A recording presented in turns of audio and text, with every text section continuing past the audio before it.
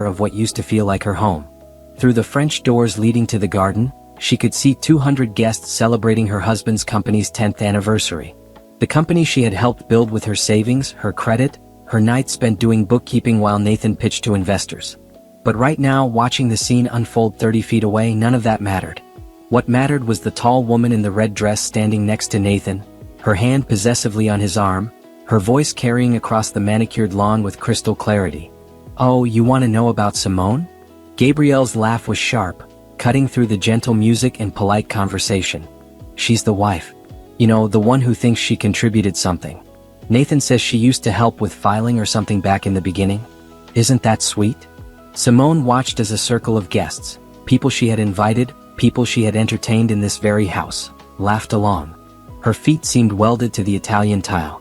She had been in the kitchen checking on the catering, making sure everything was perfect for Nathan's big night, just like she always did. She had changed into her navy dress, the one Nathan said made her look professional, and had come out to join the party. And now this, filing? A man's voice, someone from the investor group. "I thought she was a partner. On paper, maybe?" Gabrielle waved her hand dismissively, her diamond bracelet catching the light from the strand lights overhead. "But let's be real. Nathan built this empire. He's the visionary. He's the one who made the deals happen. Some people just ride coattails and act like they did something." Simone's eyes moved to Nathan.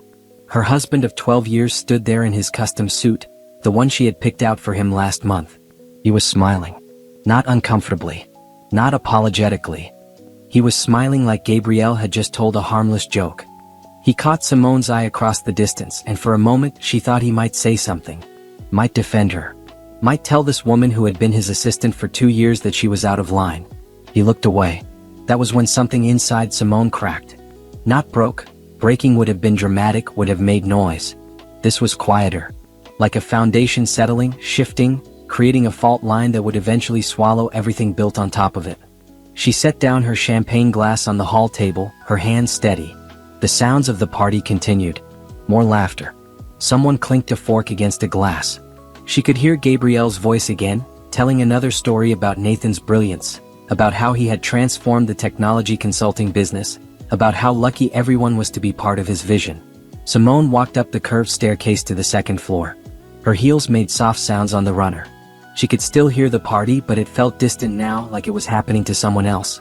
She went to the office, Nathan's office, though it had once been their office, back when they worked until midnight building client presentations together. She sat down at the desk and opened her laptop. Her hands were still steady as she pulled up the company documents. Sterling Consulting Group. Nathan had wanted to call it that from the beginning, had said it sounded prestigious. She had agreed, even though her last name was Morrison and would never be part of the letterhead. 49%. She owned 49% of the company. Nathan owned 51%. She remembered the lawyer explaining that someone needed to have the controlling interest, and since Nathan was going to be CEO, it made sense for him to have the majority. She had signed the papers without thinking much about it. They were married.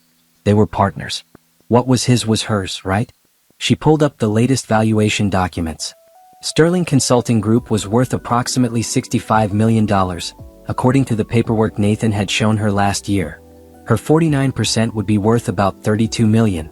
But Nathan had told her that the valuation was inflated, that in reality if they ever sold, they would be lucky to get $20 million total. She had believed him. Why wouldn't she? He was her husband. He handled the business side while she managed operations. Except now she was remembering things. Little things. The way Nathan had started having private meetings with the accountant. The way he had asked her to sign documents without explaining them, saying they were just routine filings. The way he had slowly pushed her out of board meetings, saying she should focus on the home, on supporting him, on being there for the foundation of their success. From downstairs she heard a burst of applause. Someone was giving a speech. Probably Nathan, thanking everyone for believing in his vision. Simone opened a new browser window and typed in the name of an old friend. Beverly Hudson. They had gone to college together, had been roommates for 3 years. Beverly was a corporate attorney now, specializing in business disputes. They had fallen out of touch over the past few years, mainly because Nathan had said Beverly asked too many questions about the business structure. She found Beverly's office number and stared at it for a long moment. Making this call would mean crossing a line. It would mean admitting that her marriage was not what she had pretended it was. It would mean looking at the truth she had been avoiding for months, maybe years. The sound of Gabrielle's laughter floated up through the open window. Simone picked up her phone and sent a text message. "Beverly, this is Simone Morrison. I need your help with something. Can we meet tomorrow? It's urgent." The response came back in less than a minute. "Absolutely. My office, 9 a.m. What's this about?" Simone's fingers hovered over the keyboard.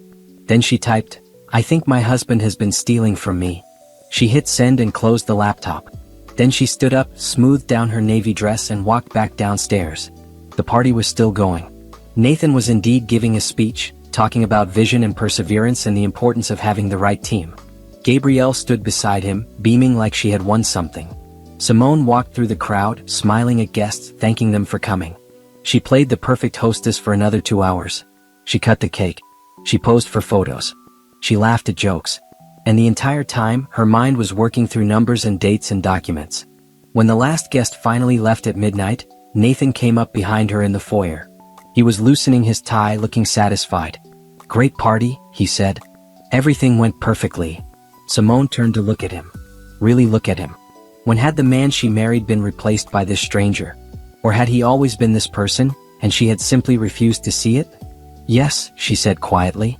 "Everything went perfectly." He kissed her forehead, a casual gesture empty of meaning. "I'm exhausted. Coming to bed.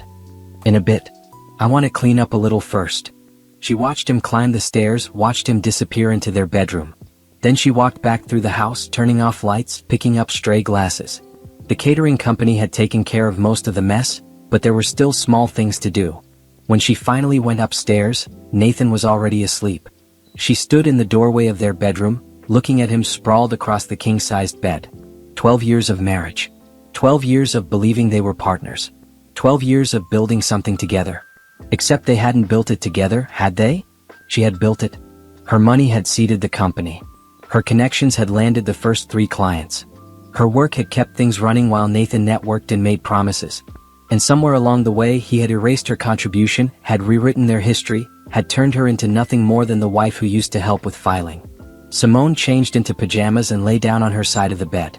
She stared at the ceiling in the darkness, listening to Nathan's deep breathing. In 9 hours she would meet with Beverly. In 9 hours she would start asking the questions she should have asked years ago. She thought about Gabrielle's words. Some people just ride coattails and act like they did something. A small smile crossed Simone's face in the dark. Let them think she was nothing. Let them believe she was just the wife, just the woman who helped with filing. People always underestimated the quiet ones, the ones who did the actual work while others took the credit. They were about to learn exactly what she had built. And exactly what she could tear down. Beverly Hudson's office was in a steel and glass tower downtown, the kind of building that made you feel important just by walking through the lobby. Simone had dressed carefully that morning. A black pantsuit, her hair pulled back, small earrings. She looked professional, composed. Nathan had left for an early meeting without really looking at her. Just a quick kiss and a reminder that he would be home late. Again. Simone Morrison. Beverly stood up from behind her desk, and Simone was struck by how much her old friend had changed. The Beverly from college had worn jeans and hoodies. This Beverly wore a sharp gray suit and radiated confidence. They hugged briefly, and then Beverly gestured to the chairs in front of her desk. "I'm not going to pretend I'm not curious about your text," Beverly said, sitting down. "When you said you think Nathan is stealing from you, what exactly did you mean?" Simone opened her bag and pulled out a folder of documents she had printed that morning while Nathan was in the shower. "I own 49% of Sterling Consulting Group. I provided the initial capital, $50,000 from my inheritance when my grandmother died. I spent the first 3 years managing operations, handling client relations, doing the bookkeeping. Everything." Beverly nodded, taking the papers and starting to review them. "About 5 years ago, Nathan said I should step back from the day-to-day operations. He said the company was growing, and we needed to bring in professional management. He said I should focus on being the supportive partner, the face at events, the one who made our home a place where he could think clearly." Simone's voice was steady, clinical. "I agreed because I thought we were building this together. I thought what helped him would help us. But..." Beverly looked up from the papers. "But last night, his mistress told a crowd of our guests that I was just the wife who used to help with filing. That Nathan built the empire. That I had contributed nothing." Simone met Beverly's eyes. And Nathan said nothing. He just stood there and smiled. Beverly's jaw tightened. I'm going to ask you something direct. Are you sure about the mistress part? Her name is Gabrielle Laurent. She's been his assistant for 2 years. She has a key to our house. She calls him at night. She wears jewelry I know I didn't buy. Simone pulled out her phone and showed Beverly a photo from last night's party. And she acts like she owns him in front of everyone. Okay. Beverly set down the papers. Let me be clear about what I do. I'm a corporate attorney specializing in business disputes and fraud. If you want a divorce lawyer, I can recommend several excellent ones. But if you're here because you think something is wrong with the business, that's my area. I think it's both, Simone said. Last night I started going through documents. Nathan has been having me sign things for years without really explaining them. Amendments to the operating agreement, tax documents, financial statements. He always said it was routine, that I didn't need to worry about the details. Beverly's expression darkened. Do you have copies of everything you signed? Most of it. Some things are in Nathan's office at home. Some are at the company headquarters. Here's what we're going to do. Beverly pulled out a legal pad. First, I need you to tell me everything you remember about the company's formation. Who did what, who paid for what, every detail you can remember. Then I need you to get me copies of every single document related to the company. The original partnership agreement, all amendments, all financial statements, all tax returns. Everything. For the next 2 hours, Simone talked. She told Beverly about the early days working out of their one-bedroom apartment. She described how she had landed their first major client, a medical supply company that needed help with their database systems. She explained how she had handled all the accounting until Nathan insisted they hire someone. She detailed every contribution she had made, every late night, every sacrifice. Beverly took notes, asked questions, and her expression grew more serious with each answer. Simone, Beverly finally said, setting down her pen, based on what you're telling me, you didn't just provide initial capital. You were a full partner in building this business. The fact that Nathan has 49% of voting shares doesn't diminish your role. But I need to see the actual documents to know if anything illegal has happened. What do you mean illegal? If Nathan has been hiding the true value of the company from you, that's fraud. If he's been using company funds for personal expenses, like paying his mistress, that's embezzlement. If he's been manipulating the financial statements to minimize your share's value, that's securities fraud. Beverly leaned forward. Any of those things would give you grounds not just for divorce but for criminal charges. Simone felt her stomach drop. I don't want him to go to jail. I just want what's fair. I understand. But you need to know what you're dealing with. Beverly pulled out a business card and handed it to Simone. This is Jerome Patterson. He's a business consultant who specializes in company valuations. I want you to meet with him this week. Don't tell Nathan. Jerome will help you understand what your stake is actually worth. Simone took the card, her hand trembling slightly. This was real.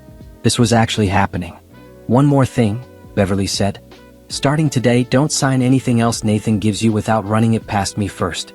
Not a birthday card, not a grocery list, nothing. And Simone, you need to be prepared for what we might find. Sometimes it's worse than you think. And sometimes it's better. Sometimes you discover you're richer and more powerful than anyone told you. Beverly smiled slightly. Let's find out which one you are. Simone left the office feeling like she was walking through fog.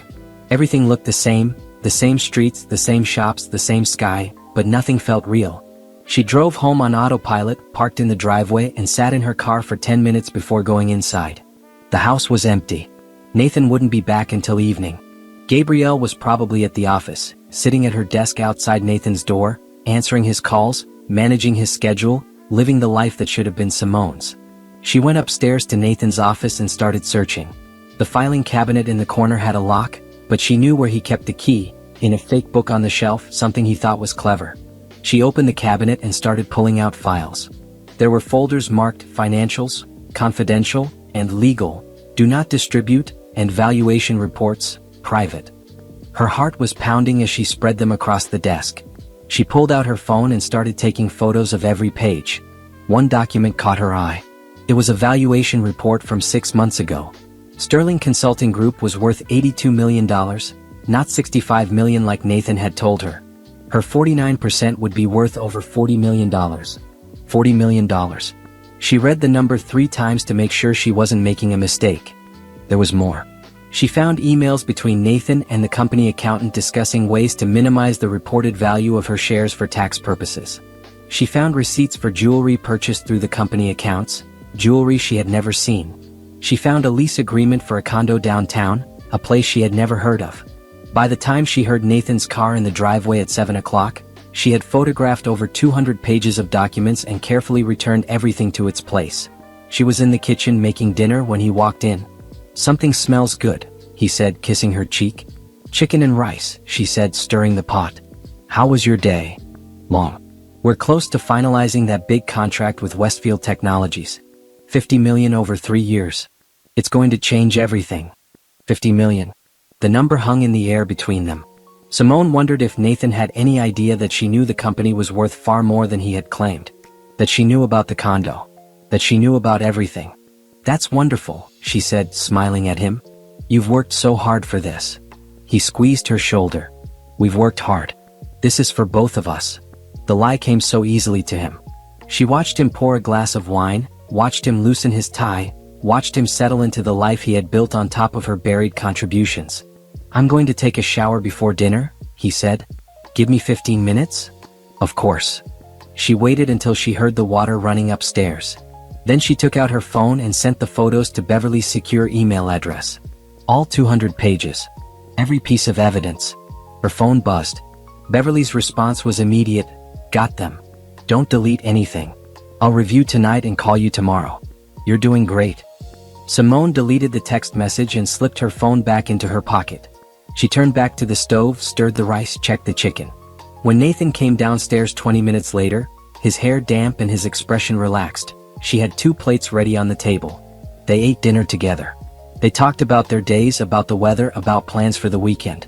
They did the dishes together, moving around the kitchen like they had for 12 years. And the entire time Simone was calculating numbers and percentages and legal strategies. That night, lying in bed next to Nathan, she thought about Gabrielle's mocking voice. Some people just ride coattails and act like they did something. She had done something. She had built an empire.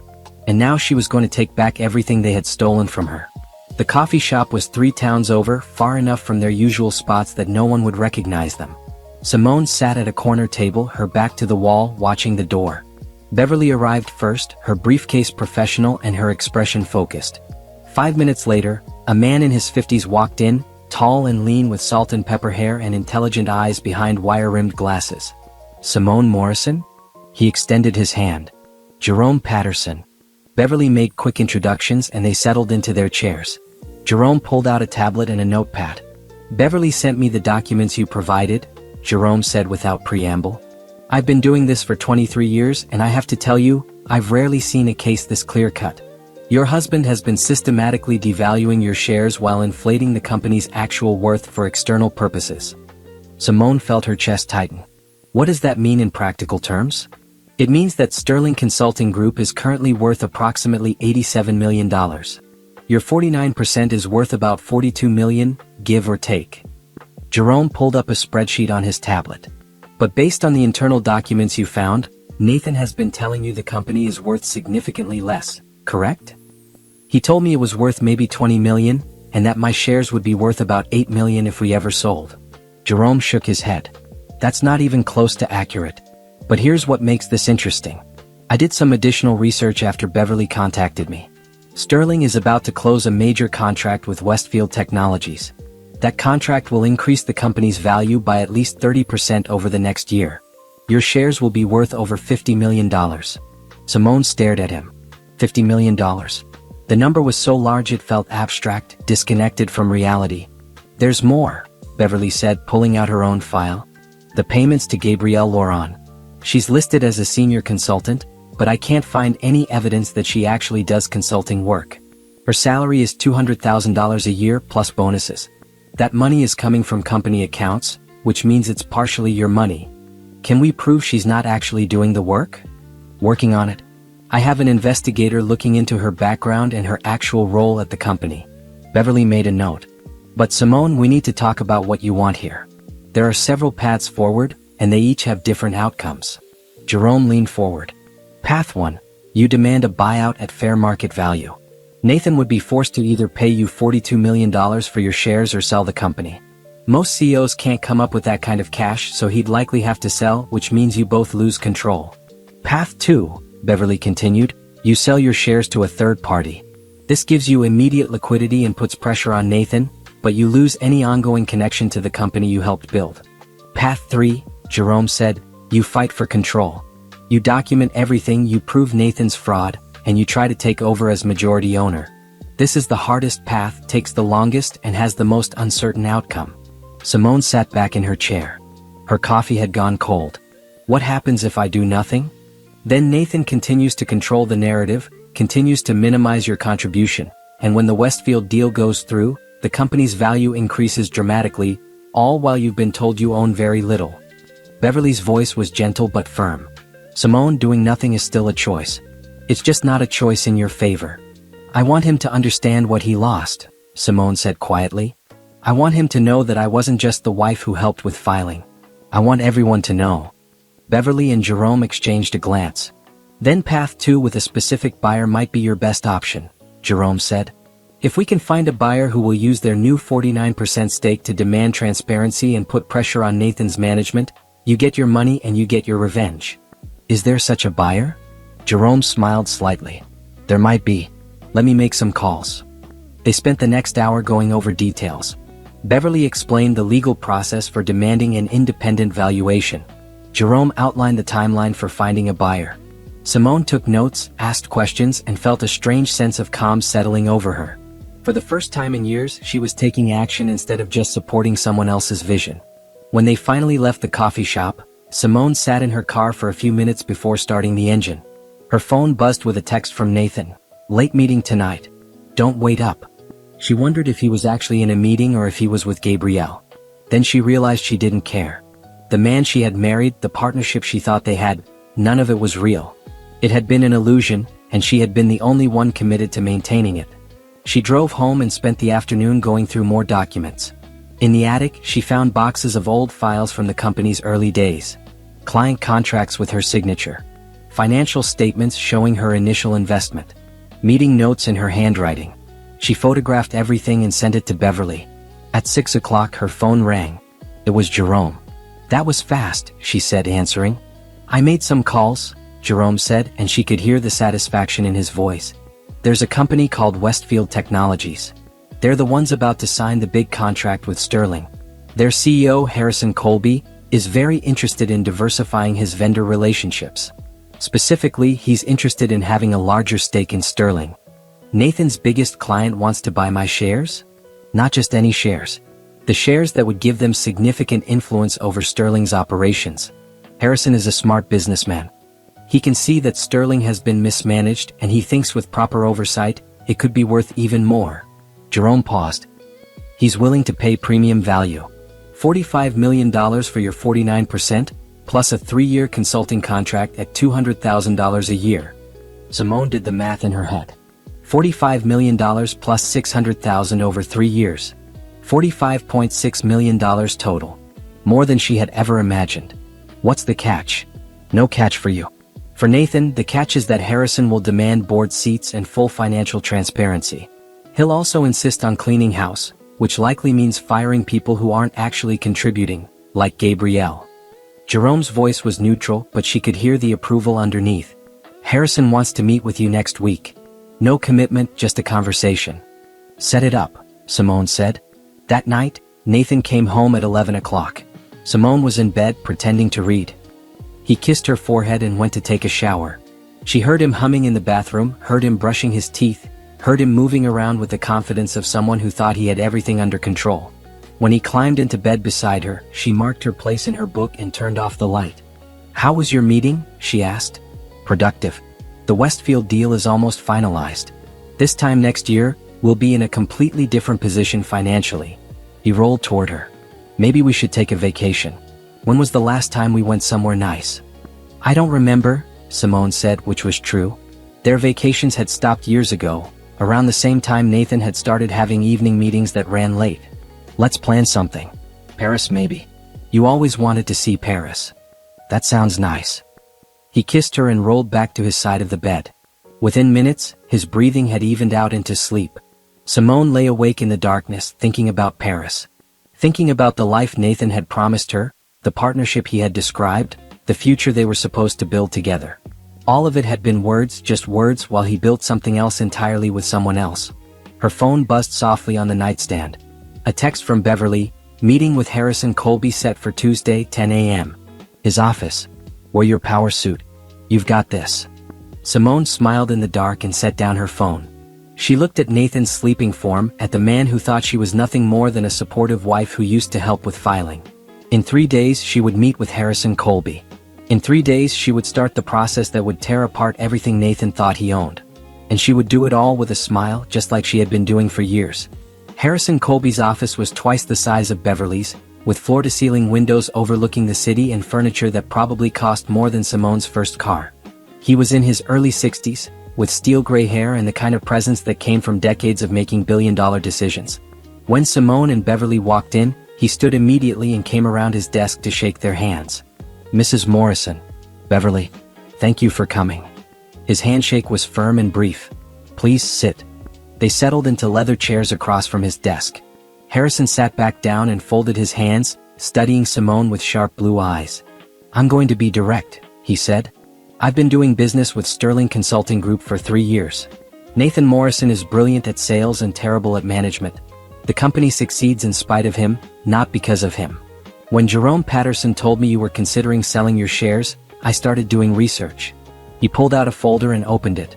You founded Sterling with Nathan 12 years ago. You provided the initial capital. You landed the first 3 major clients. You managed operations for the first 5 years. He looked up. And then you disappeared from the company records, even though you still own 49%. Nathan said I should focus on supporting him, Simone said quietly. He said that was how I could contribute most. Nathan said a lot of things apparently. Harrison pulled out several sheets of paper. These are Sterling's actual financial statements, not the ones your husband has been showing you. The company is worth $87 million. Your shares are worth $42,600,000 at current valuation. Simone had heard this number before from Jerome, but seeing it on official letterhead made it real in a way it hadn't been. The Westfield contract will increase the company's value by another 32% over the next 18 months, Harrison continued. That means your shares will be worth approximately $56 million by this time next year. Beverly leaned forward. Harrison, what exactly are you proposing? I'm proposing that Westfield Technologies purchases Mrs. Morrison's 49% stake for $45 million, payable immediately upon transfer of shares. In addition, we'll hire Mrs. Morrison as a consultant for 3 years at $200,000 annually. Finally, we'll conduct a full audit of Sterling's finances and management practices. What happens after you buy the shares? Simone asked. We demand board seats proportional to our ownership. We require full financial transparency. We review all personnel and remove anyone who isn't providing genuine value to the company. Harrison's expression was neutral. And we renegotiate the terms of the Westfield contract to be more favorable to us, since we'll essentially be negotiating with ourselves. Nathan will lose control of his company, Beverly said. Nathan lost control of his company the moment he decided to commit fraud against his wife. Harrison looked at Simone. I've been in business for 40 years. I've seen a lot of people make a lot of mistakes. But lying to your partner about the value of what you built together? That's not just bad business. That's betrayal. Simone felt something loosen in her chest. For months, she had been questioning herself, wondering if she was overreacting, if she was being petty or vindictive. But Harrison's words made it clear. What Nathan had done was wrong, objectively and completely. There's one more thing, Harrison said, pulling out another document. My team investigated Gabrielle Laurent. She's been on Sterling's payroll for 2 years as a senior consultant. Her total compensation has been approximately $400,000. $400,000? Simone felt sick. We can't find any evidence of actual consulting work. No reports, no client meetings, no deliverables. Just payments from company accounts, accounts that belong half to you, to Ms. Lawrence's personal bank account. Harrison slid the document across the desk. That's embezzlement. You could press criminal charges if you wanted. Simone looked at the banking records, at the monthly deposits, at the sheer amount of money that had been stolen from her. I don't want to send anyone to jail. That's gracious of you, Harrison said. But you should know that when we take control and conduct our audit, this will come out. We'll be obligated to report it to the authorities. That's their problem, not Simone's, Beverly said firmly. If they broke the law, they deal with the consequences. Harrison nodded. Exactly. So here's my offer, Mrs. Morrison. $45 million for your shares, $600,000 for consulting, and you walk away from this situation with your dignity intact and your future secure. Sterling becomes Westfield's problem and you start fresh. What's your timeline? Beverly asked. Fast. The Westfield contract with Sterling is scheduled to be signed in 3 weeks. If we're going to do this, I need to own those shares before then so we can renegotiate from a position of strength. Simone looked at Beverly, who gave her a small nod. I need to think about it, Simone said. Of course. Take 48 hours. But Mrs. Morrison? Harrison's voice was gentle. I've read the documents. I've seen the evidence. Your husband has been stealing from you for years. The only question is whether you're going to let him get away with it. They left Harrison's office and went to Beverly's car. Neither of them spoke until they were out of the parking garage. $45 million, Beverly finally said. Plus $600,000. Plus you get to watch Nathan's face when he realizes what's happened. Is that petty? Simone asked, wanting to see his reaction. It's human. Beverly pulled into traffic. You loved him. You trusted him.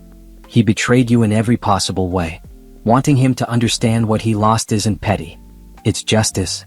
Simone stared out the window at the passing buildings. What if I'm making a mistake? What if there's an explanation I'm not seeing? Then give him a chance to explain. Beverly glanced at her. Go home. Tell Nathan you know everything. See what he says. If he has a good explanation, if he can somehow justify lying to you for years and paying his mistress with your money, then maybe this is all a misunderstanding. But they both knew there was no good explanation. There was no justification that would make any of this acceptable. Simone went home that afternoon and found Nathan in his office on a video call. She waited downstairs until she heard him end the meeting. Then she went up, knocked on the door frame. Hey, she said. Do you have a minute? Sure. He spun around in his chair, smiling at her. What's up? She stood in the doorway looking at him. The man she had married. The man she had trusted with everything. How much is Sterling worth? She asked. His smile faltered slightly. Why do you ask? Just curious. You said something about the Westfield deal changing our financial position. I was wondering what that meant. Nathan's expression smoothed out. Well, it's hard to say exactly. Company valuations are complicated. But I'd estimate we're worth maybe 30 million? Your shares would be about 15 million. She had given him a chance. She had asked a direct question. And he had lied to her face. Okay, she said calmly. That sounds great. Why the sudden interest in finances? No reason. Just thinking about the future. She smiled at him. I'll let you get back to work. She walked downstairs, took out her phone and texted Beverly, I'm ready. Call Harrison. Let's do this. The response came back immediately, I'll set up the paperwork. This will be over soon. Simone sat down on the couch in the living room. Through the window, she could see the garden where Nathan's party had been held, where Gabrielle had humiliated her, where her husband had stood by and smiled. She thought about calling Nathan downstairs, confronting him with everything she knew. But what would be the point? He would deny it or minimize it or somehow make her feel like she was the problem. That's what he had been doing for years, so smoothly she hadn't even realized it was happening. No. She wouldn't give him the chance to talk his way out of this. She wouldn't give him the opportunity to manipulate her one more time. She would sign the papers, take the money, and disappear from his life. And when he finally understood what he had lost, when his company was being audited and his mistress was being investigated and his lies were all coming to light, she would be somewhere far away, building a new life. Her phone buzzed. A text from an unknown number. She almost deleted it, then saw the preview. Mrs. Morrison, this is Harrison Colby. Beverly gave me your number. The paperwork will be ready by Friday. Looking forward to working with you. Simone typed back, thank you. I'm looking forward to it too. She sent the message and then blocked Nathan's access to her location on her phone, something she probably should have done months ago. Small steps. Small preparations. By the time Nathan realized what was happening, it would be too late to stop it. Upstairs, she heard him laugh at something on his computer. The sound drifted down the stairs, carefree and confident. Enjoy it while it lasts, she thought. Everything is about to change. Beverly filed the lawsuit on a Friday morning. By Friday afternoon, it was everywhere. Simone was at a hotel 20 miles away when her phone started buzzing. She had moved out the night before while Nathan was at a late meeting. She had taken her clothes, her personal items, her laptop, and all the documents she had hidden in various places around the house. She had left a note on the kitchen counter. "I know everything. My lawyer will be in touch." Now, sitting in her hotel room with coffee and her laptop, she watched the news break. Beverly had timed it perfectly. The lawsuit alleged fraud, embezzlement, and breach of fiduciary duty. It named Nathan Morrison and Gabrielle Laurent as defendants. It demanded an independent audit of Sterling Consulting Group and a full accounting of all company finances. The business press picked it up immediately. Tech consulting firm faces fraud allegations, read one headline. Wife sues husband for stealing millions, read another. By noon, there were cameras outside Sterling's offices. By 2 o'clock, Nathan's lawyer had issued a statement calling the allegations baseless and vindictive. Simone's phone rang. "Nathan." She declined the call. It rang again. Declined. A text message. "What are you doing? Call me now." She blocked his number. Another call, this time from an unknown number. She answered cautiously. "Mrs. Morrison?" A woman's voice, professional. "This is Diane Chin from Business Week. I was hoping to ask you a few questions about the lawsuit against your husband." "I have no comment," Simone said. "All questions should go through my attorney, Beverly Hudson." "Just one question. The lawsuit alleges your husband has been systematically defrauding you for years. Do you have evidence to support this?" "Miss Chin, I appreciate your interest, but as I said, all questions go through my attorney. Have a good day." She hung up and turned off her phone. The media attention was expected. Beverly had warned her it would happen, but actually experiencing it was overwhelming. There was a knock on her hotel room door. She looked through the peephole and saw Beverly standing there with takeout bags. "I figured you wouldn't feel like going out," Beverly said when Simone opened the door. "Thai food okay?" They sat at the small table by the window, eating pad thai and watching the news coverage on Simone's laptop. "Nathan's lawyer gave a statement," Beverly said. "He's claiming you're bitter about marital problems and you're trying to destroy the company out of spite." Predictable. Also predictable, 3 of Sterling's board members have called for an emergency meeting. The Westfield contract signing has been delayed pending resolution of the lawsuit. Beverly took a bite of spring roll. "And Gabrielle Laurent has hired her own lawyer." "She has. Separate from Nathan." Which suggests she's worried about the embezzlement charges. Beverly pulled out her phone and showed Simone an email. "Her lawyer sent this to me an hour ago. She's claiming she provided legitimate consulting services and has documentation to prove it." "Does she?" "We'll find out. But Simone, here's what you need to understand. This is going to get ugly.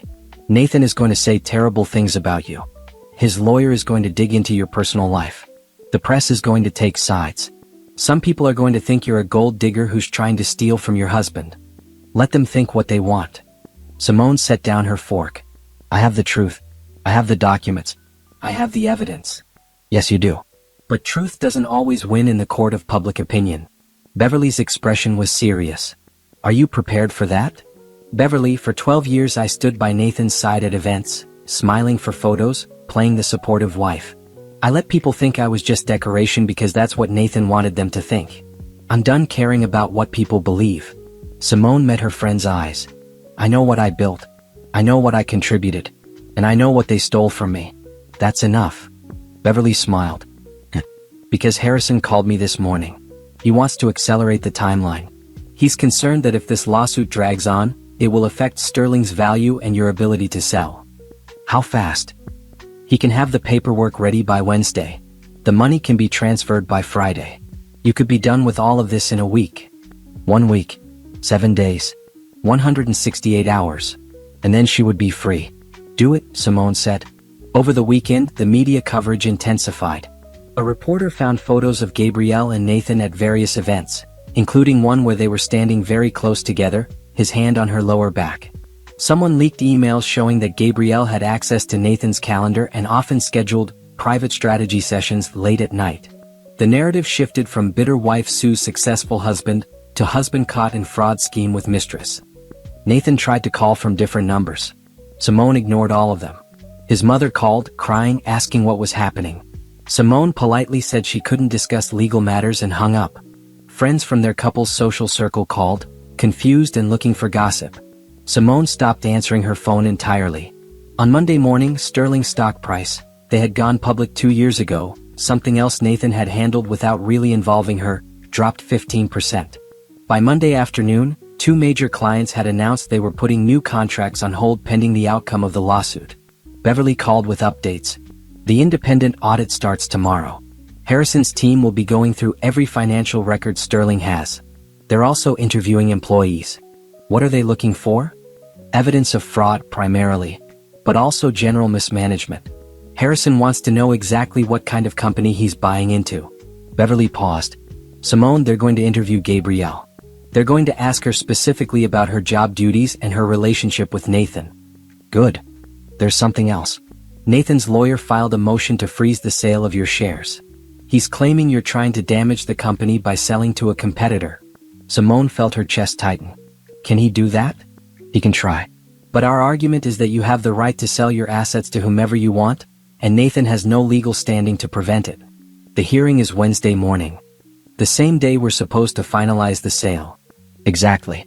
So we need the judge to rule in our favor quickly. Beverly's voice was steady.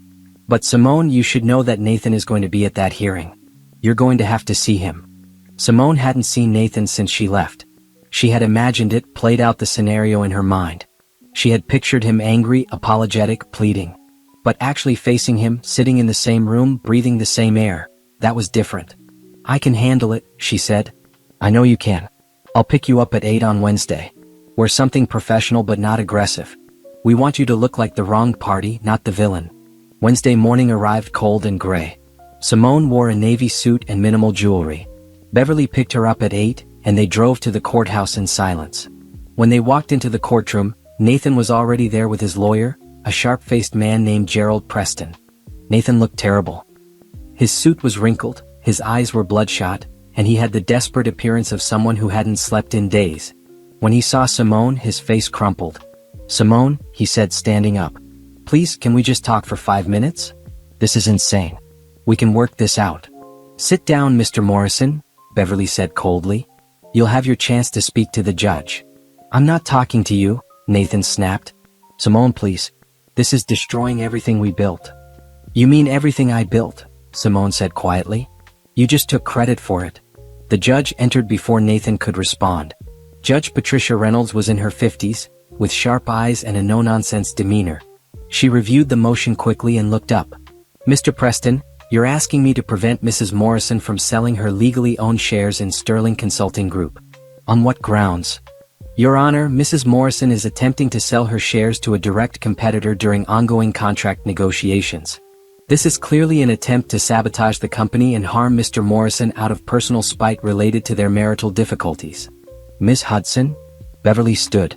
Your Honor, Mrs. Morrison owns 49% of Sterling Consulting Group. Those shares are her property. She has every legal right to sell them to whomever she chooses. Mr. Morrison's discomfort with the buyer is irrelevant.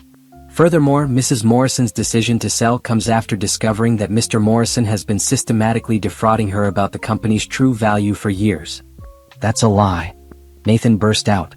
Gerald put a hand on his arm, but Nathan shook him off. Your Honor, my wife is upset about our marriage problems. She's trying to hurt me by destroying the company. Mr. Morrison, Judge Reynolds said sharply, you will not speak unless I address you directly. Is that clear? Nathan sat down, his jaw clenched. The judge looked at the documents in front of her. Ms. Hudson, you've submitted evidence of financial misrepresentation? Yes, Your Honor.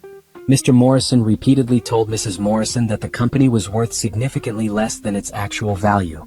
We have emails, text messages, and recorded conversations where he explicitly misrepresented the company's worth. And the embezzlement allegations? Mr. Morrison has been paying Gabrielle Laurent, his assistant, $200,000 annually for consulting services we can find no evidence she actually provided. That money came from company accounts, meaning Mrs. Morrison's assets were used to pay Mr. Morrison's mistress. The judge's expression didn't change, but Simone saw her eyes harden slightly. Mr. Preston, do you have evidence that Ms. Laurent actually performed consulting work? We're prepared to provide detailed records of her contributions, Your Honor. I'll look forward to seeing those.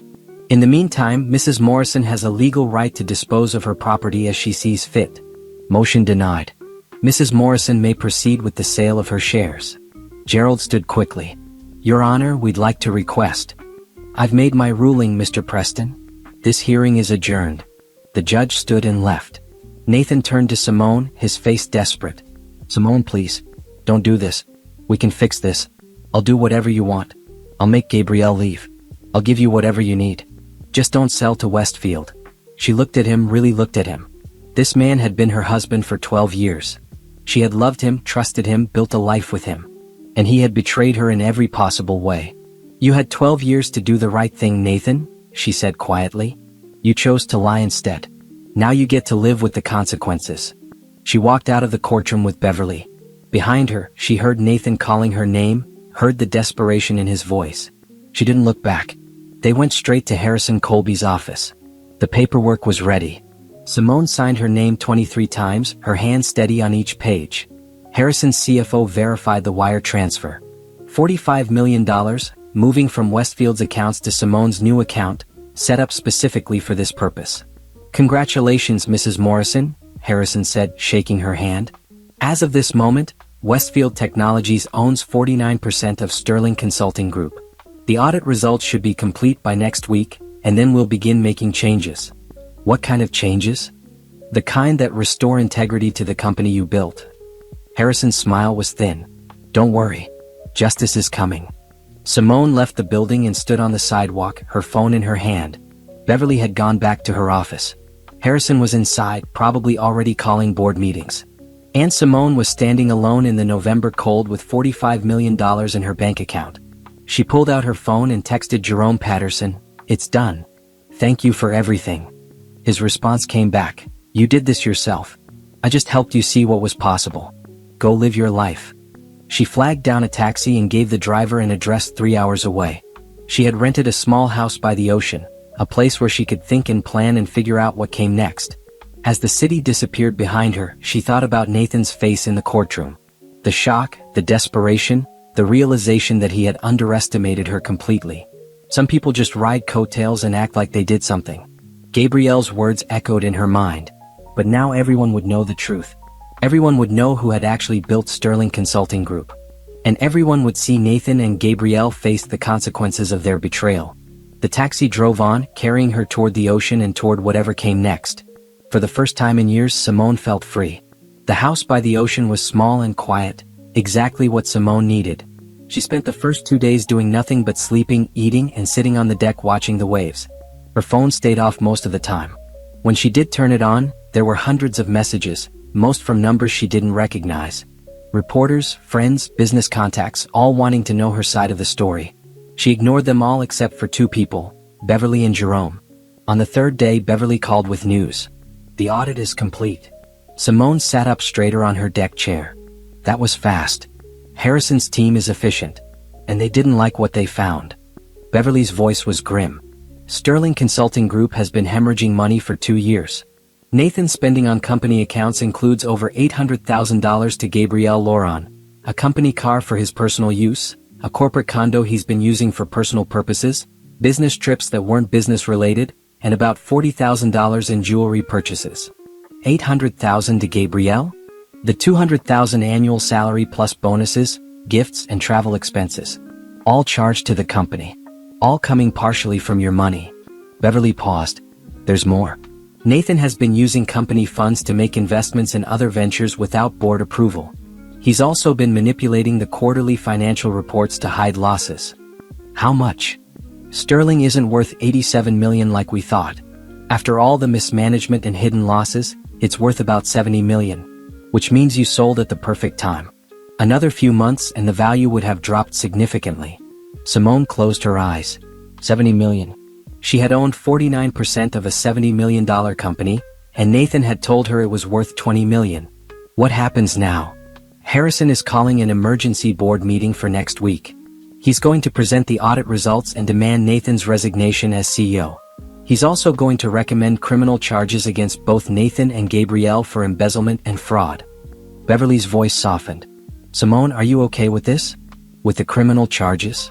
They stole from me, Beverly. They lied, they manipulated, they took what I built and used it to fund their affair. Simone opened her eyes and stared at the ocean. Yes, I'm okay with it. They made their choices. Good. Because the prosecutor is very interested. White-collar crime involving this much money with clear documentation. It's an easy case. Beverly hesitated. Nathan's been trying to reach you. His lawyer contacted me asking if you would be willing to settle this privately. What kind of settlement? He wants you to drop the lawsuit and the criminal complaints. In exchange, he'll pay you $10 million. Simone laughed, a harsh sound. $10 million? For a 49% stake worth over $30 million? And he wants me to let him walk away from embezzlement charges. That's what I told him. I also reminded him that you already have $45 million from the sale to Westfield, so his offer is insulting on multiple levels. Beverly sounded satisfied. He's desperate, Simone. The business is collapsing.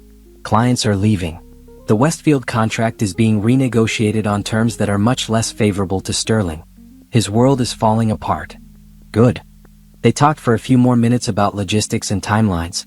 After Beverly hung up, Simone sat on the deck for a long time, thinking.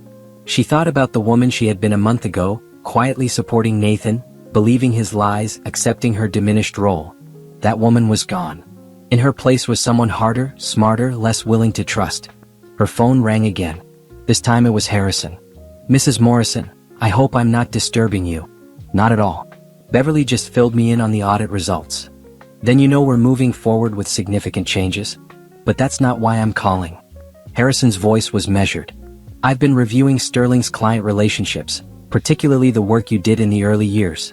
You have a gift for understanding what clients need and building systems that actually solve their problems.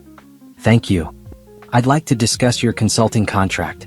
The 3-year agreement we put in place is fine, but I think we're underutilizing your expertise. What would you think about a more active role? Not with Sterling directly, but with Westfield's other portfolio companies.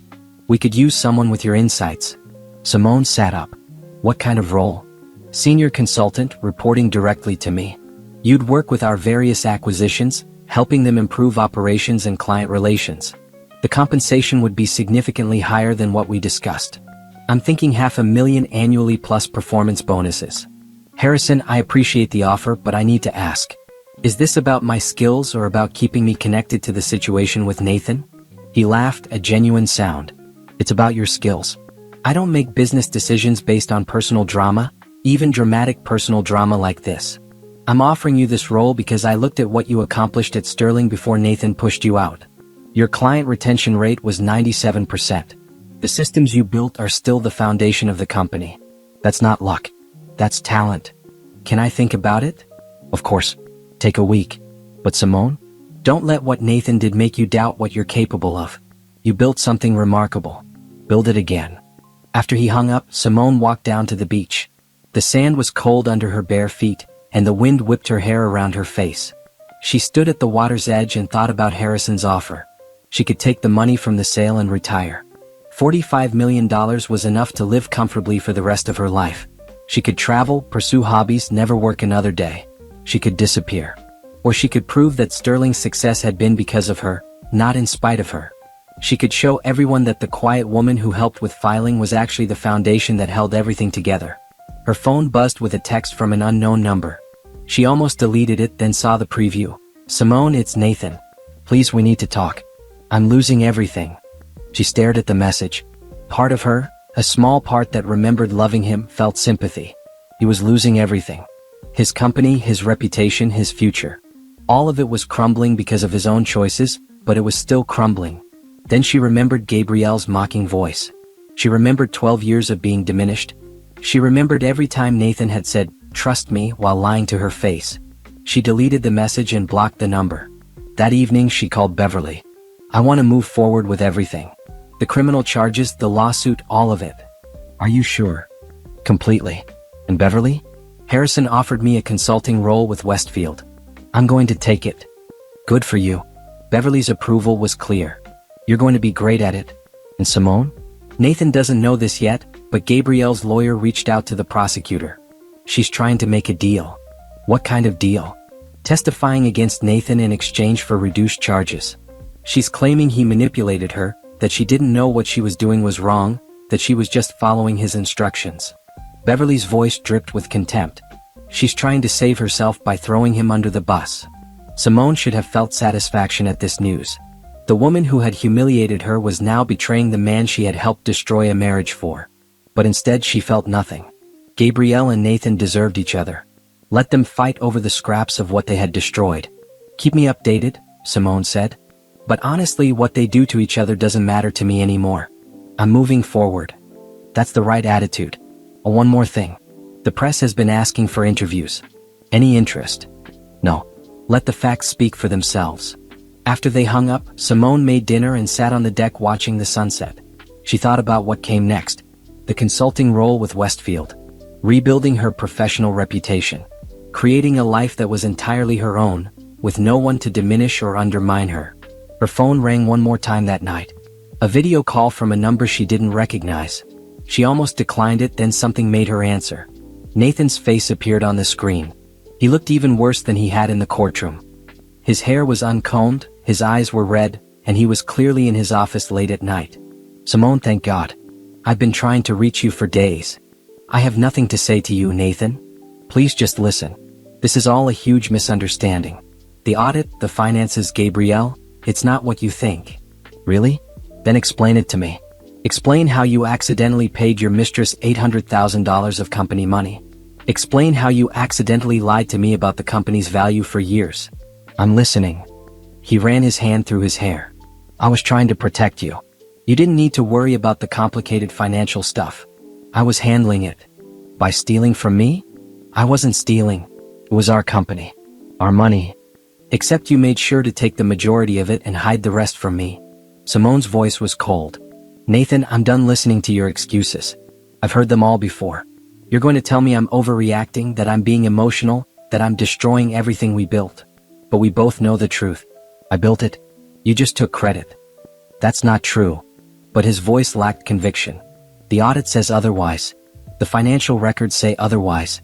The evidence says otherwise. She leaned closer to the camera. You had 12 years to be honest with me. 12 years to be a real partner. You chose to lie instead. Now you get to live with the consequences. Simone, they're going to arrest me. Do you understand that? The prosecutor wants to charge me with fraud. I could go to prison. Then you should have thought about that before you committed fraud. How can you be so cold? I'm your husband. No, Nathan. You stopped being my husband the moment you decided Gabrielle was more important than our marriage. You stopped being my partner the moment you decided to steal from me. Now you're just a criminal who's about to face justice. She paused. And for what it's worth, Gabrielle's lawyer called the prosecutor. She's turning on you to save herself. I hope it was worth it. His face went pale. She's what? Testifying against you. Apparently, she's claiming you manipulated her, that she was just following your instructions. The woman you destroyed your marriage for is throwing you under the bus. Simone smiled without humor. Goodbye, Nathan. She ended the call and blocked the number. Then she turned off her phone completely and went to bed. She slept better that night than she had in years. The official transfer of shares happened on a Tuesday morning in Harrison Colby's conference room. Simone had returned to the city the day before and was staying in a suite at a downtown hotel. She had no interest in going back to the house she had shared with Nathan, even to collect more of her things. Everything she needed she could buy new. The conference room was full of lawyers and accountants, all there to verify the final paperwork. Harrison sat at the head of the table, looking satisfied. Beverly sat next to Simone, her briefcase open and her legal pad covered in notes. This is the final transfer agreement, Harrison's lawyer said, sliding documents across the table. Mrs. Morrison is selling her 49% stake in Sterling Consulting Group to Westfield Technologies for $45 million. The funds have already been transferred to Mrs. Morrison's account. This paperwork makes it official. Simone signed her name one last time. It felt surreal watching her signature make the sale real. 12 years of work, 12 years of building something she believed in, gone with a stroke of a pen. But in its place, freedom, security, justice. Congratulations, Harrison said, shaking her hand. You're now a very wealthy woman. Thank you for making this possible. I should be thanking you. Westfield now owns 49% of a very profitable company, once we clean out the corruption. Harrison's expression hardened. Speaking of which, the board meeting is this afternoon. I'm going to present the audit results and demand Nathan's immediate resignation. Will he go quietly? He doesn't have a choice. The evidence of fraud is overwhelming. If he tries to fight, we'll force him out and pursue criminal charges more aggressively. Harrison pulled out a folder. I also want to show you something. He opened the folder and spread out several documents. financial projections, client contracts, strategic plans. This is what Sterling could be worth in 3 years with proper management. We're looking at a $150 million valuation. Your 49% would have been worth over $70 million if Nathan hadn't been actively destroying the company. Simone stared at the numbers. $70 million. That's what her share should have been worth. I know it's painful to see, Harrison said gently, but I want you to understand the magnitude of what was done to you. Nathan didn't just lie about the current value. He actively sabotaged the company's potential to keep you from realizing what you were worth. Why would he do that? Control. Beverly spoke up. As long as you believed the company was worth less, as long as you believed you had contributed less, he had all the power. The moment you understood your true value, he lost that control. Simone thought about all the times Nathan had told her not to worry about the finances, that he would handle it. All the times he had dismissed her questions or made her feel stupid for asking. It hadn't been about protecting her. It had been about keeping her ignorant. What happens to Nathan now? She asked. That's up to him, Harrison said. If he resigns quietly and cooperates with the restructuring, we might be willing to let him walk away with a small severance. If he fights, we destroy him. And Gabrielle? Her consulting contract is terminated effective immediately. We're also filing charges for embezzlement. Her lawyer can try to make a deal with the prosecutor, but that's not our concern. Harrison closed the folder. The important thing is that Sterling is now under new management, and we're going to rebuild it into what it should have been all along. The meeting ended, and Simone left with Beverly. They went to lunch at a quiet restaurant, neither of them speaking much. The reality of what had happened was still sinking in. How does it feel? Beverly finally asked. To be done with it? Strange, Simone admitted. For 12 years that company was my life. Even after Nathan pushed me out, it was still there in the background. Now it's just gone. But you have $45 million and a new consulting contract with Westfield. That's not nothing. I know. It's just, I keep thinking about what Harrison said. About how Nathan actively sabotaged the company to keep me from understanding my worth. Simone looked out the window at the passing traffic. How do you trust anyone after something like that? You start small. You trust people to do small things and you see if they follow through. You trust yourself to recognize red flags. You trust that not everyone is like Nathan. Beverly reached across the table and squeezed Simone's hand. And you trust that you're strong enough to survive even if someone does betray you. You've already proven that. That afternoon, while Harrison was presenting the audit results to Sterling's board, Simone went apartment hunting. She had no interest in buying another house, not right now. What she wanted was something temporary, something easy, something that didn't require 12 years of commitment. She found a furnished 2-bedroom apartment in a new building downtown. Floor-to-ceiling windows, modern kitchen, simple clean lines. Nothing like the mansion she had shared with Nathan. Nothing that would remind her of who she used to be. I'll take it, she told the leasing agent. When can I move in? The unit is ready now. You can have keys today if you'd like. Simone signed the lease and got the keys. She stood in the empty living room, looking out at the city spread below her. This was her space. Hers alone. No one to tell her how to decorate it, how to live in it, how to be in it. Her phone rang. Harrison. It's done, he said without preamble. Nathan resigned as CEO. The board accepted his resignation and terminated his employment contract. He's out. That fast. He didn't have a choice. We presented the evidence and the board unanimously voted to remove him. Several board members apologized to me for not catching the financial irregularities sooner. Harrison paused. He asked if you would be willing to speak with him. What did you tell him? That Mrs. Morrison is no longer involved with Sterling Consulting Group and has no interest in communicating with former management. Thank you. There's one more thing. The prosecutor called.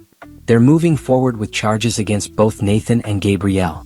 The grand jury will convene next week. Simone sat down on the apartment's couch, still wrapped in plastic. How serious are the charges? Serious enough. Multiple counts of fraud, embezzlement, and conspiracy. Nathan is looking at 5 to 10 years if convicted. Gabrielle will probably get less if she testifies against him, maybe 2 to 3 years. 10 years. Nathan could be in prison for 10 years. Simone tried to feel something, satisfaction, maybe, or vindication. But all she felt was tired.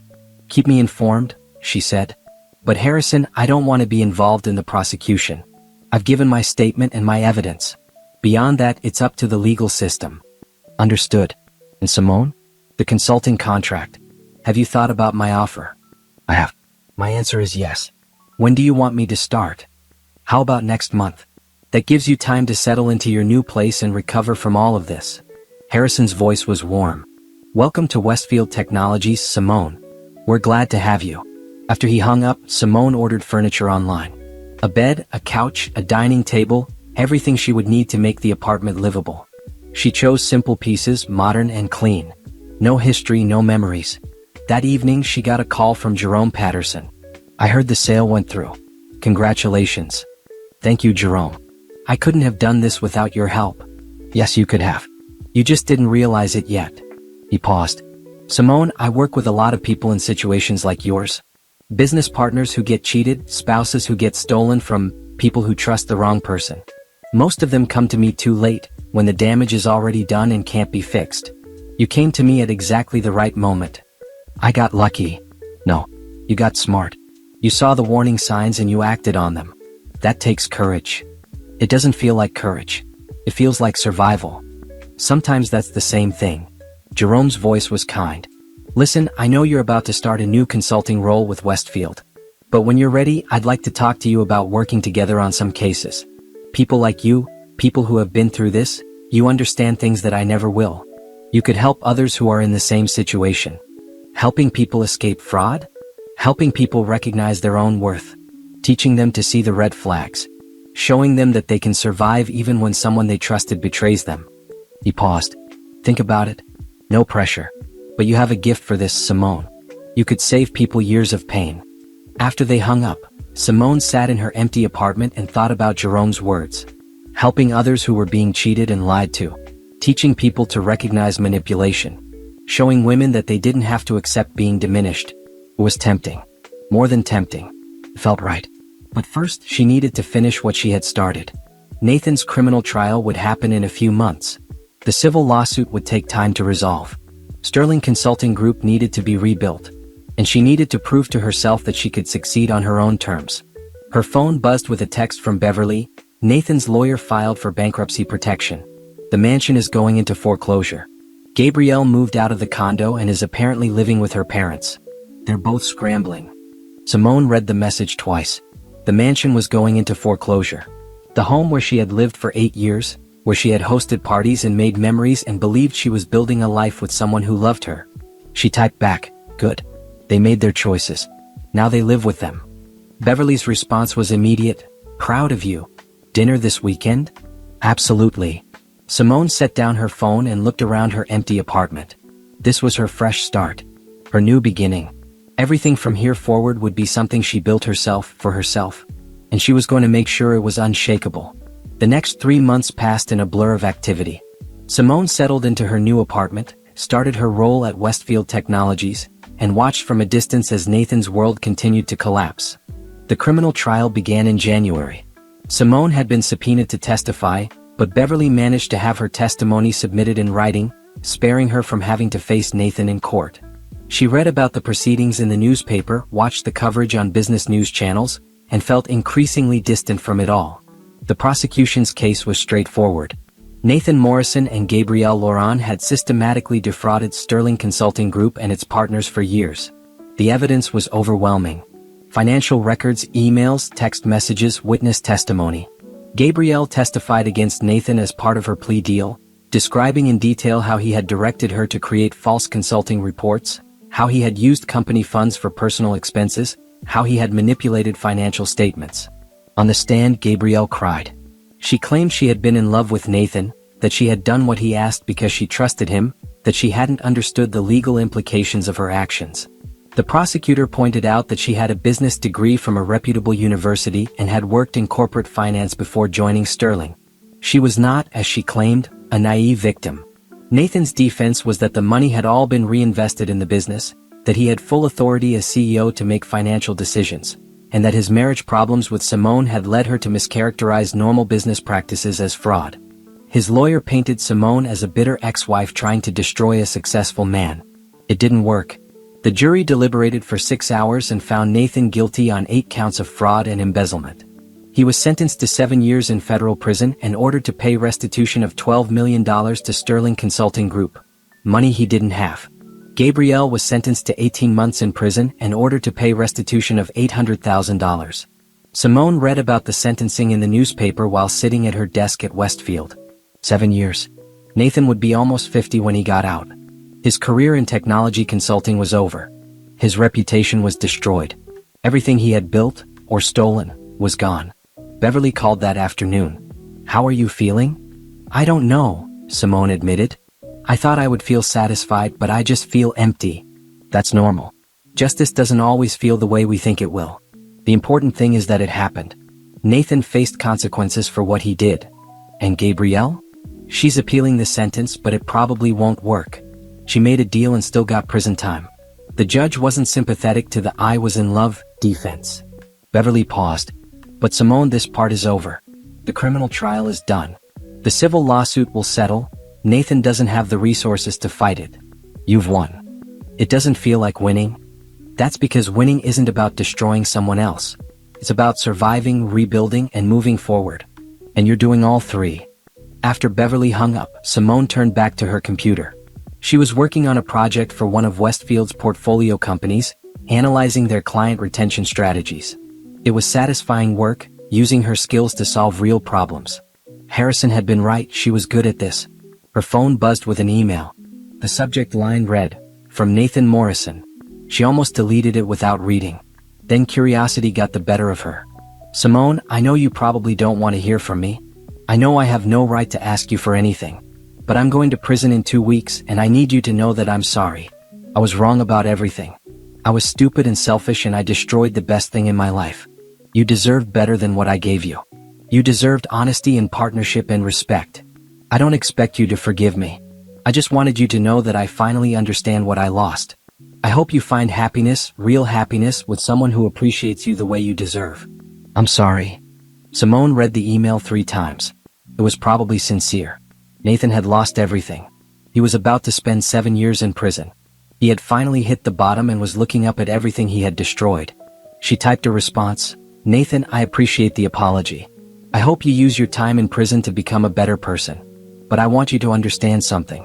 I didn't destroy your life. You did. Every choice you made, every lie you told, every time you chose Gabrielle over me, those were your decisions. You could have been honest at any point. You could have treated me with respect. You chose not to. These are the consequences of your choices. I've moved on and I'm building a life I'm proud of. I hope someday you can do the same. Goodbye." She sent the email and then blocked his address. She didn't need closure from Nathan. She didn't need his apology or his regrets. She had already closed that chapter of her life. That weekend, Simone met Beverly for dinner at a new restaurant downtown. They ordered wine and appetizers and talked about everything except Nathan and the trial. "So tell me about the consulting work," Beverly said. "Are you enjoying it?" "I am. It's challenging in ways I haven't experienced before. Harrison gives me real problems to solve, not just busy work. And people actually listen to my recommendations. As they should. You're brilliant at what you do. I'm also thinking about Jerome's offer. About helping other people in similar situations. That could be incredible. You have unique insight into how these fraud schemes work." Beverly leaned forward. "What would that look like?" "I'm not sure yet. Maybe consulting with divorce lawyers, helping them identify financial manipulation. Maybe speaking at business conferences about partnership agreements and protecting yourself. Maybe even writing a book." Simone smiled. "I have time to figure it out." "You do. And Simone, I'm proud of you. A few months ago you were standing in my office, afraid to even acknowledge what was happening. Now look at you. I had good help. You had the courage to ask for help. That's different." They talked for another hour, making plans for a trip to Paris in the spring. Simone had always wanted to go, and now she could afford it. She could afford anything she wanted. On her way home, Simone walked through the city streets, enjoying the cold February air. She passed couples holding hands, families getting dinner, people living their normal lives. She wondered if any of them were hiding the kind of secrets Nathan had hidden. If any of them were manipulating their partners the way she had been manipulated. She hoped not. She hoped most people were honest and kind and treated their partners with respect. But she knew some weren't. And she thought about Jerome's words, "You could help others who are in the same situation." Maybe she would. Maybe that would be the next chapter. Turning her pain into purpose. Using what she had learned to protect others. When she got home, there was a package waiting at her door. Inside was a book, The Confidence Game, Why We Fall for It Every Time by Maria Konnikova. A note from Jerome was tucked inside. Thought you might find this interesting. People who have been conned often have the best instincts for spotting cons. You're one of the lucky ones, you figured it out in time. Simone made tea and settled onto her couch with the book. She read for hours, recognizing patterns, seeing the psychology behind manipulation, understanding how Nathan had played on her trust and her desire to believe in their partnership. It wasn't her fault. She hadn't been stupid or weak or naive. She had been human. She had trusted someone she loved. That was normal. What Nathan had done was the abnormal part.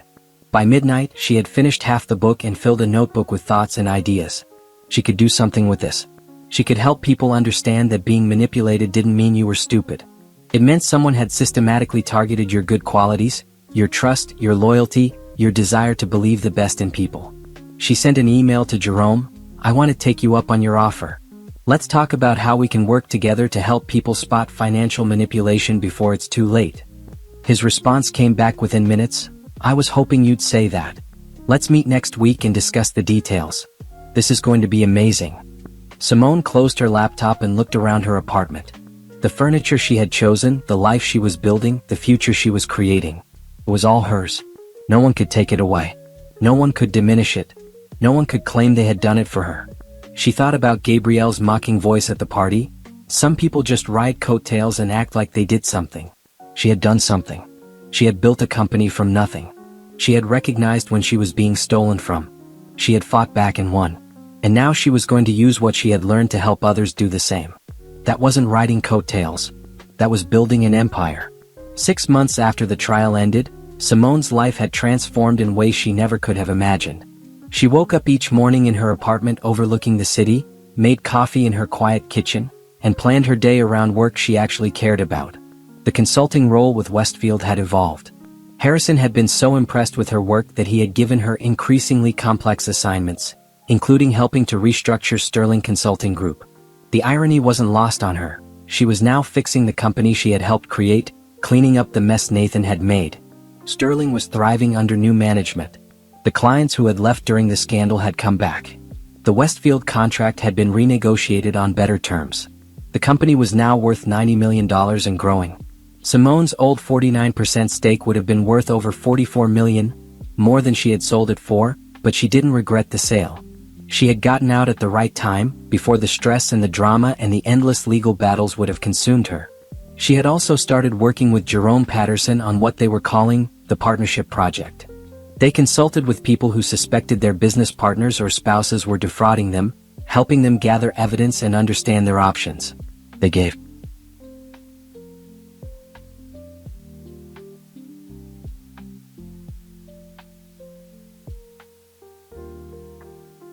workshops at women's business conferences about recognizing financial manipulation. They wrote articles for business journals about protecting yourself in partnerships. The work was fulfilling in ways her marriage to Nathan never had been. She was helping people, using her experience to prevent others from suffering the way she had. Every time someone thanked her for opening their eyes to manipulation they hadn't seen, she felt like she was reclaiming her own story. On a Tuesday afternoon in June, Simone was at a coffee shop meeting with a potential client when she saw a familiar face across the room. Trevor Bishop, an architect she had met at a Westfield function 3 months ago. They had talked for over an hour at that event, discussing design philosophy and business strategy. He had asked for her number, but she hadn't been ready. Now, seeing him again, she felt something different. Not the desperate need she had felt with Nathan in the early days, not the anxious desire to please. Just interest. Curiosity. A quiet awareness that this was someone worth knowing better. He saw her and smiled, walking over to her table. Simone Morrison. I was hoping I'd run into you again. Trevor Bishop. How are you? Good. Just finished a design meeting. He gestured to the empty chair at her table. Do you have a minute? Or are you waiting for someone? I have a few minutes. He sat down and they talked easily.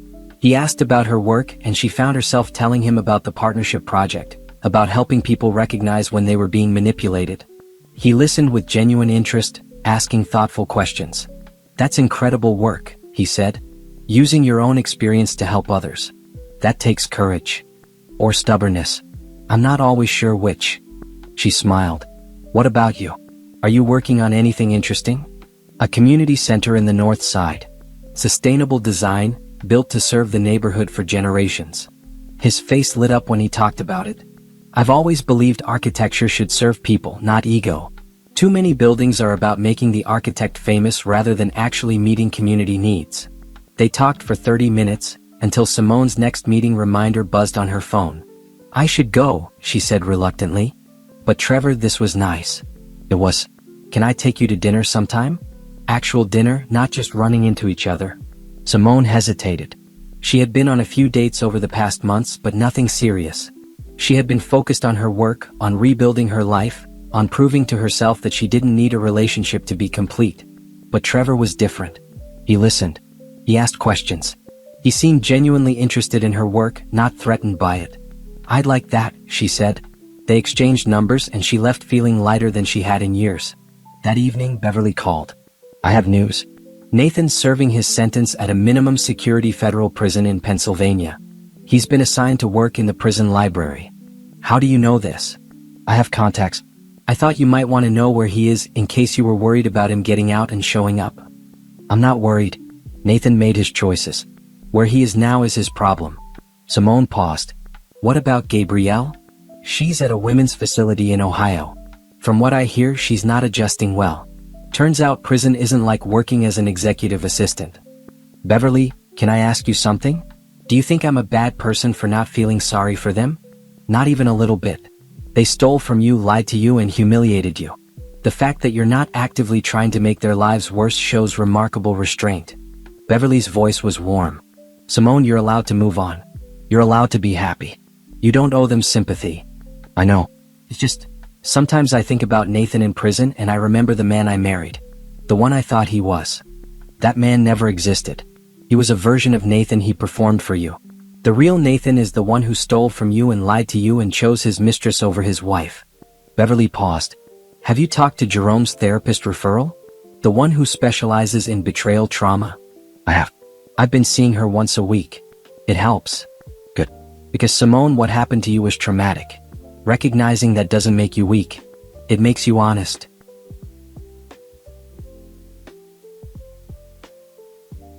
After they hung up, Simone sat on her couch thinking about therapy, about healing, about the difference between forgiveness and moving on. She didn't need to forgive Nathan.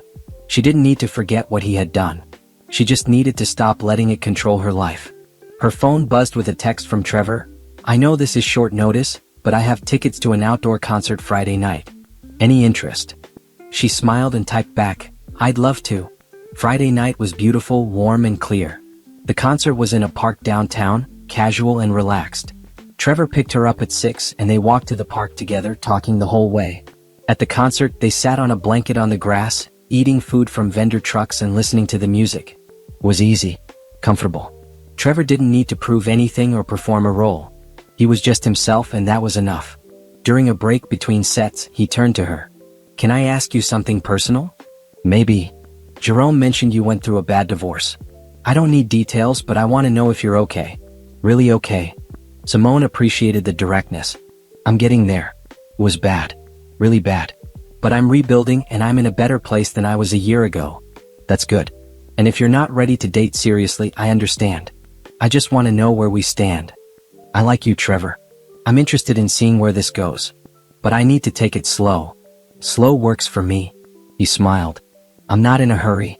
I just like spending time with you. They stayed at the concert until late, then walked back through the city streets. Trevor walked her to her building and at the door he hesitated. I'd like to kiss you, he said. But only if you want me to. She appreciated that too. The asking. The respect. I'd like that. He kissed her, gentle and brief, then stepped back. Good night, Simone. Good night. She went upstairs to her apartment, feeling something she hadn't felt in years. Hope. Not desperate hope. Not the anxious hope of trying to make a bad relationship work. Just quiet confidence that good things were possible. Over the next few months, she and Trevor dated steadily. He met Beverly and Jerome in Harrison. She met his sister and his college friends.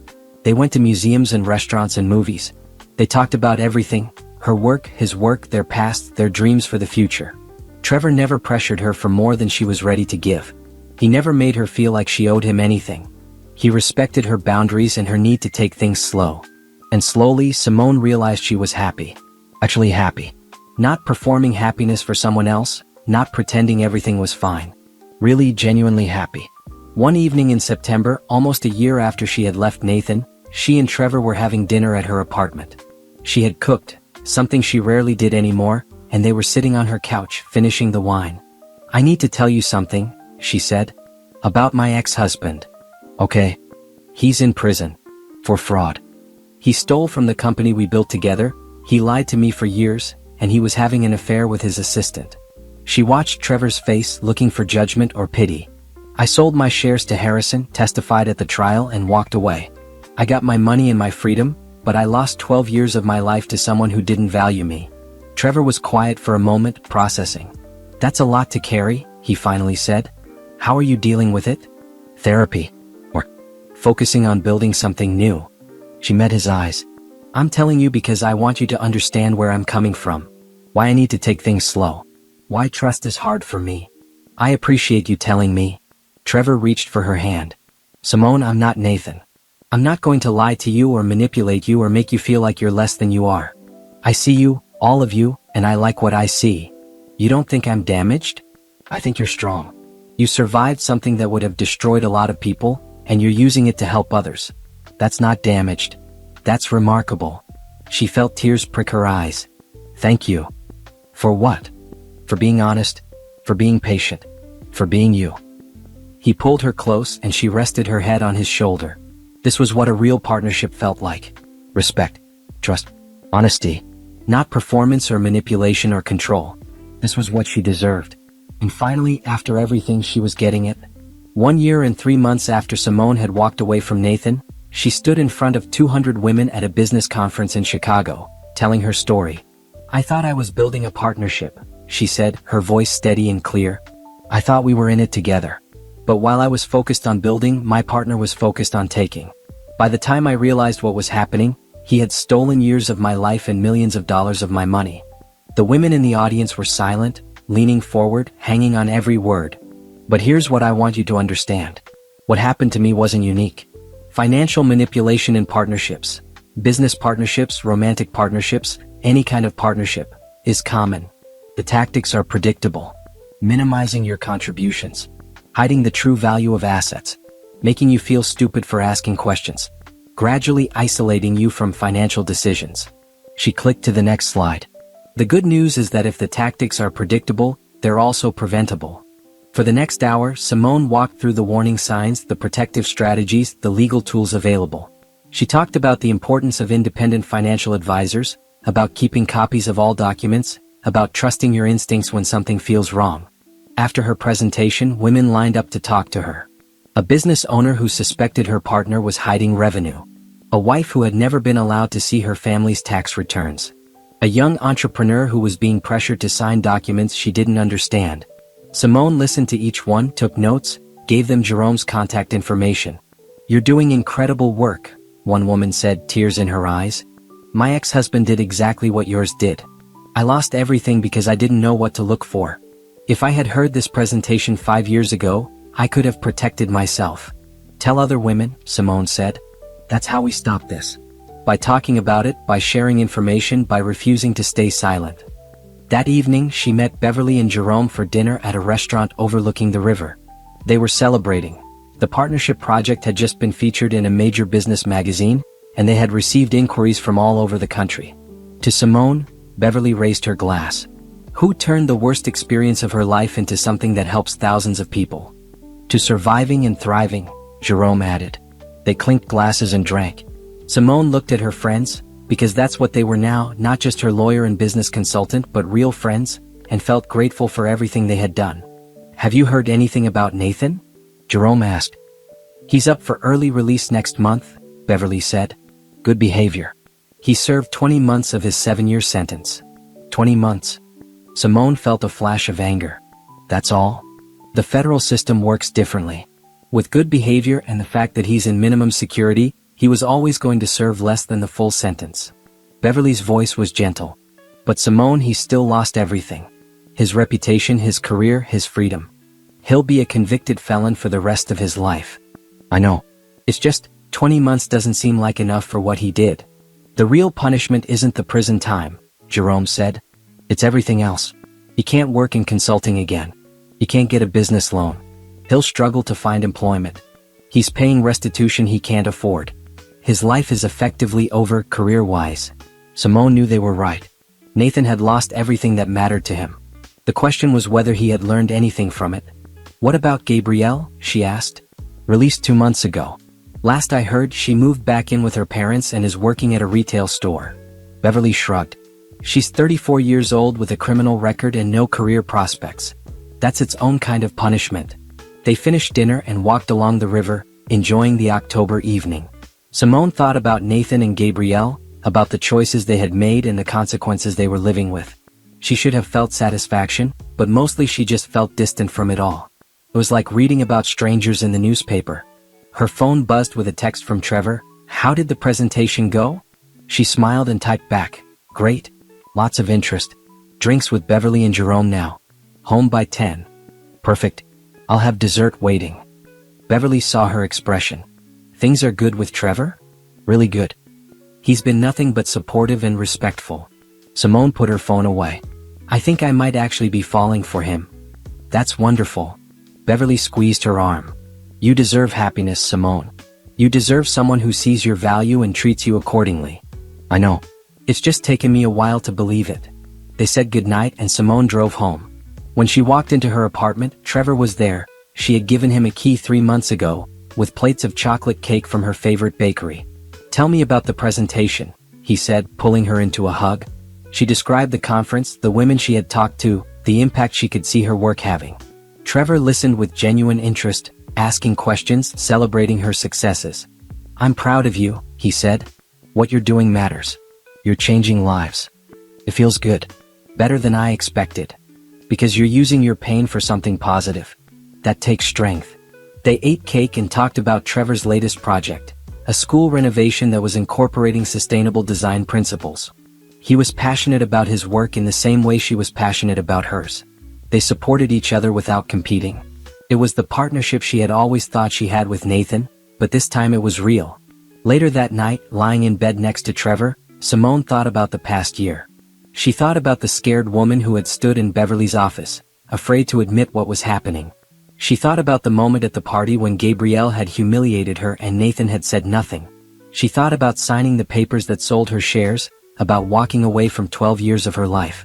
All of it had led her here. To this moment. To this apartment. To this person sleeping peacefully beside her. To this life she had built entirely on her own terms. Her phone lit up with an email notification. She almost ignored it, then saw the sender. Nathan Morrison. Against her better judgment, she opened it. Simone, I'm being released next week. I wanted to let you know so you wouldn't be surprised if you hear about it. I'm moving to another state, starting over. I'll be working in construction, paying my restitution, trying to build a life. I don't expect to see you or hear from you. I just wanted to say one more time that I'm sorry for everything I did. You were right. I destroyed everything good in my life because I was selfish and stupid. I hope you're happy. You deserve it. Simone read the email twice, then deleted it. She felt nothing. No anger, no satisfaction, no pity. Just emptiness where he used to be. Trevor stirred beside her. Everything okay? Yeah, everything's fine. She set down her phone and curled into Trevor's warmth. Tomorrow she had meetings with 3 potential partnership project clients. Next week she was flying to Seattle to give another presentation. Next month she and Trevor were finally taking that trip to Paris. She thought about Gabrielle's mocking words one more time. Some people just ride coattails and act like they did something. She had done something. She had survived. She had fought back. She had won. And now she was helping others do the same. That wasn't riding coattails. That was triumph. 6 months later, on a Saturday morning in April, Simone woke up to find Trevor making breakfast in her kitchen. They had spent the night talking about the future, about possibly moving in together, about what the next chapter of their lives might look like. Morning, he said, kissing her cheek. Coffee's ready. She poured herself a cup and sat at the counter, watching him cook. This was domestic bliss, but without the performative aspect her marriage to Nathan had always had. This was real. I have something to show you, Trevor said, pulling out his phone. He showed her a photograph of a house. not a mansion but a beautiful craftsman-style home with a garden and big windows. It's lovely. Are you designing something similar? No. I'm thinking of buying it. He met her eyes. With you. If you're interested. Simone felt her heart race. That's a big step. I know. And if you're not ready, that's fine. We can wait. Trevor set down the phone. But Simone, I love you. I want to build a life with you. A real partnership where we both contribute and both benefit. Where we're honest with each other. Where we respect each other's work and dreams. I love you too, she said, the words coming easier than she expected. And yes, let's look at the house. They spent that afternoon at the property, walking through the rooms, imagining how they would use the space. Trevor pointed out architectural details. Simone pictured her office, a place where she could work on partnership project cases. They talked about hosting dinner parties, about having a garden, about building a home that was truly theirs. I have one condition, Simone said as they stood in the backyard. Everything has to be in both our names. 50-50. No majority owner, no controlling interest. Real partners. I wouldn't have it any other way. They bought the house and spent the summer moving in, making it their own. Simone's apartment had been her recovery space, the place where she learned to be alone and like it. This house was her future space, where she would build something new with someone who valued her. In August, the partnership project expanded. They hired 2 additional consultants, both women who had survived financial manipulation. They opened an office downtown. They were contacted by 3 universities about developing educational programs. In September, Simone got a call from a literary agent. I read your article in Forbes about recognizing financial manipulation in partnerships. Have you thought about writing a book? She had thought about it. She had pages of notes, stories from clients, strategies for protection. I'm interested, she said. Great. Let's talk about what that might look like. 6 months later, Simone signed a book deal. The Silent Theft, How to Recognize and Prevent Financial Manipulation in Partnerships, would be published the following year. Beverly hosted a celebration dinner at her house. All of Simone's people were there. Trevor, Jerome, Harrison, even some of the women she had helped through the partnership project. They raised their glasses and celebrated not just the book deal, but everything Simone had accomplished. 2 years ago, you walked into my office scared and unsure, Beverly said in her toast. Look at you now. Author, consultant, businesswoman. You took the worst thing that ever happened to you and turned it into a force for good. I had help, Simone said, looking around the room. I couldn't have done any of this alone. But you did do it, Jerome said. We helped, but you made the hard choices. You fought back. You built this life. That night, lying next to Trevor in their bedroom in their house, Simone thought about justice. Real justice wasn't about Nathan being in prison or Gabrielle losing her career. Real justice was this, building a life so good that what they had done to her didn't matter anymore. She had her work, her partner, her friends, her future. She had everything Nathan had tried to take from her, plus things he had never given her. Respect, equality, honesty, real partnership. She thought about that night at the party, standing frozen while Gabrielle humiliated her. The woman she had been then would barely recognize the woman she was now. Her phone buzzed with an email. A woman named Rachel, writing to thank her for a consultation that had helped her recognize financial manipulation by her business partner. You saved my company and probably my life. Thank you for turning your pain into purpose. Simone smiled in the dark and set down her phone. This was the sweet victory. Not revenge, not destruction, but creation. She had built something beautiful from the ashes of her marriage. She had turned betrayal into wisdom, pain into purpose, loss into gain. And every day she helped other women do the same. Trevor rolled toward her, still asleep, his arm draping over her waist. She felt safe, valued, loved. All the things Nathan had promised but never delivered. Some people ride coattails and act like they did something. But Simone hadn't ridden coattails. She had built empires both times. The first time, someone stole it from her. The second time, she made sure it was unshakable. This was her life now. Her choices, her terms, her happiness.